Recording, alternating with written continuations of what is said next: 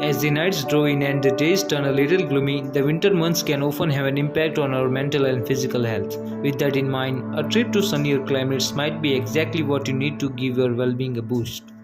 There is a big difference between sadness and distress. Feeling a bit sad or angry is normal in your day-to-day life and can be triggered by a range of different things. However, if you are feeling increasingly angry, frustrated, helpless, or confused, then you may be suffering from something which requires a professional to step in. Songbirds do indeed have perfect pitch. A scientific study has shown that various songbirds, including zebra finches and white-throated sparrows, are much better at determining, distinguishing, and remembering isolated pitches than human beings or rats. Even when human subjects were provided with a second sound for comparison, they were far less skilled at determining its pitch than songbirds.